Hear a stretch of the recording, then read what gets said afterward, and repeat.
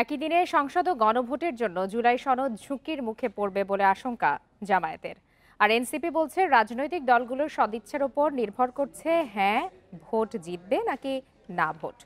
তবে বিশ্লেষকদের মত, জুলাই সনদে না ভোট বেশি পড়লে ফ্যাসিবাদ বিরোধী সব রাজনৈতিক দল অস্তিত্ব সংকটে পড়বে। সংসদ নির্বাচনের দিনেই গণভোটের আয়োজন করা হবে। আগামী নির্বাচনে একই সঙ্গে দুটি ব্যালটে ভোট দেবেন ভোটাররা। সংসদ নির্বাচনের ব্যালটে তেমন সমস্যা না হলেও গণভোট নিয়ে অনেকেরই ধারণা নেই।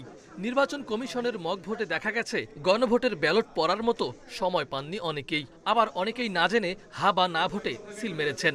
ওটা যে হা না অনেকগুলি সিল আছে না, ওইখানে একটা তারকি দিছি করে নাই আপনারা এনে দেখছে দিছে ফিল্মার সিমেরে দেয়। একই দিনে নির্বাচন ও গণভোটের ফলে জুলাই সনদ ঝুঁকির মুখে পড়বে বলে আশঙ্কা করছে জামায়াত।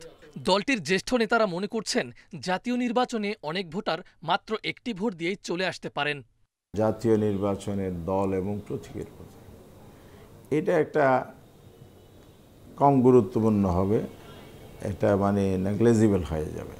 তো অনেকে ভোট না দিয়েও একটা দিয়ে আরেকটা না দিয়েও চলে যেতে পারে। তবে এনসিপি বলছে এখন থেকে প্রচারণা চালালে গণভোটেও ব্যাপক ভোট পড়বে। দলগুলোর সদিচ্ছার উপর নির্ভর করছে গণভোটের ভাগ্য। একই দিনে গণভোট এবং জাতীয় নির্বাচন আমার মনে হয় এটি খুব বেশি জটিলতা তৈরি করবে না, যদি রাজনৈতিক দলগুলো সাধারণ মানুষের কাছে এই বার্তাটি স্পষ্টভাবে নিয়ে যেতে পারে। কারণ কিন্তু দেখবেন আপনারা যে স্থানীয় ইলেকশনে সেই ইলেকশনগুলোতে কিন্তু একটা ব্যালটের জায়গায় কিন্তু অনেকগুলো ব্যালট থাকে। বিশ্লেষকদের মত, গণভোট ব্যর্থ হলে ফ্যাসিবাদ বিরোধী রাজনৈতিক দলগুলো অস্তিত্ব সংকটে পড়বে। তফসিল ঘোষণার দিন থেকেই দলগুলোকে গণভোটের পক্ষে নামার তাগিদ তাদের। 30টা দলকেই একটারও এর বিপক্ষে যাওয়ার কোনো সুযোগ নাই।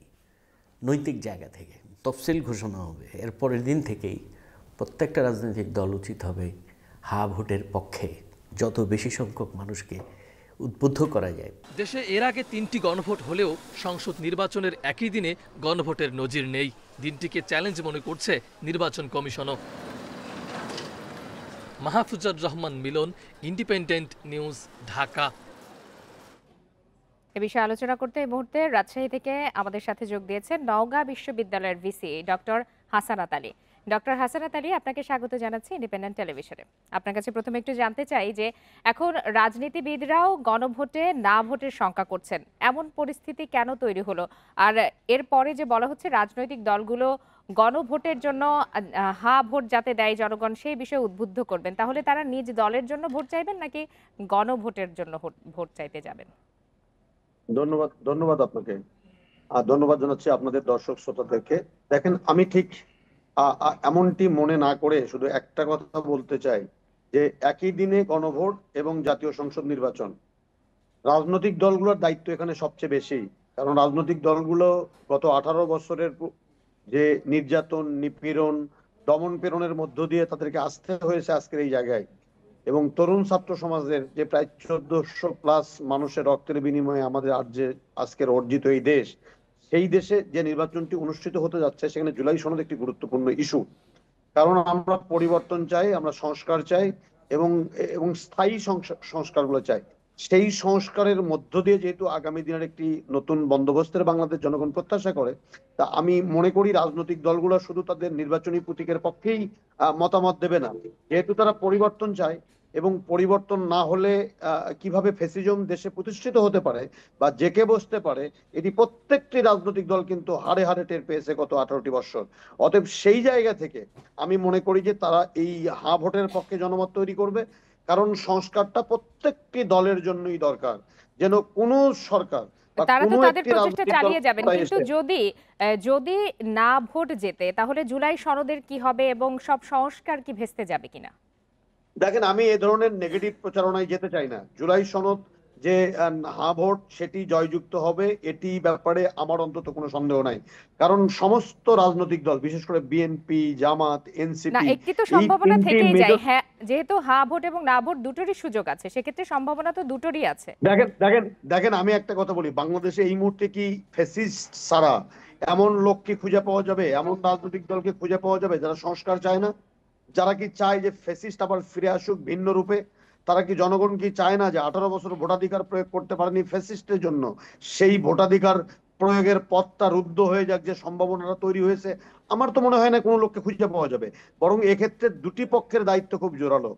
নির্বাচন কমিশন সমস্ত জাতীয় মাধ্যম ব্যবহার করে জনগণকে উদ্বুদ্ধ করতে পারে, জেলায় জেলায় উপজেলায় মক ভোটের আয়োজন করতে পারে। এবং রাজনৈতিক দলগুলো, আমি আগেই বলেছি, রাজনৈতিক দলগুলোর ভুলে যাবার কথা নয় যে তাদের নেতৃবৃন্দ বেগম খালেদা যে আজকে মৃত্যুর মুখোমুখি দাঁড়িয়ে, তাদের নেতা তারেক রহমান তার মাকে দেখতে আসাতের বহু নেতৃবৃন্দকে জুডিশিয়াল কিলিং এর মাধ্যমে হত্যা করা জি হয়েছে। ডক্টর হাসান এবং তাহলে একটু বহু ছাত্র মূল বন্ধুরা, প্রসঙ্গে যদি আসি, এই এখন পর্যন্ত রাজনৈতিক দলগুলোর কতখানি পরিবর্তন হয়েছে বলে আপনি মনে করেন? আর যদি পুরানো রাজনৈতিক ব্যবস্থায় ফেরে, সেক্ষেত্রে দেশ কতটা ক্ষতিগ্রস্ত হবে সামনের দিকে? আপনি পরিবর্তন দেখেন না কেন বলেন তো? পরিবর্তন না হলে আমি 2023 দেখিনি সালে বলিনি, আমি বিএনপির মতো বলেছি যে একটু- রাজনৈতিক দলগুলোর মধ্যে কতটা পরিবর্তন হয়েছে, আপনার মতামত জানতে চাই। না, আমি পরিবর্তন হয়েছে তার দৃশ্যমান কয়েকটি কথা আপনাকে বলি। 2023 সনে এই জুলাই বিপ্লবের আগেই বিএনপির মতো একটি বৃহৎ রাজনৈতিক দল তারা সংস্কারের পক্ষে কথা বলেছে। জামাতে ইসলাম এবং সকল রাজনৈতিক দল, এনসিপি সহ, দীর্ঘদিন জাতীয় ঐক্যমত্য কমিশনের সাথে আলোচনা করেছে, মতামত দিয়েছে, এবং সেই মতামতের আলোকে যে সনদ তৈরি হয়েছে সেই সনদে স্বাক্ষর দিয়েছে, প্রতিশ্রুতি দিয়েছে। আপনি কি মনে করেন যে এই প্রতিশ্রুতি ভঙ্গ করে আগামী দিনে কোনো রাজনৈতিক দলের পক্ষে গণতান্ত্রিক বাংলাদেশে রাজনীতি করা তাদের পক্ষে আর সম্ভব হবে? কোনোভাবেই সম্ভব হবে না। ভুলে গেলে চলবে না, 4.5 কোটি জি ভোটার হলো ডক্টর তরুণ হাসান ভোটার, আলী, যারা আপনার বক্তব্য আমার প্রথমবারের কাছে মতো। স্পষ্ট। আপনাকে অনেক ধন্যবাদ আমাদেরকে সময় দেওয়ার জন্য।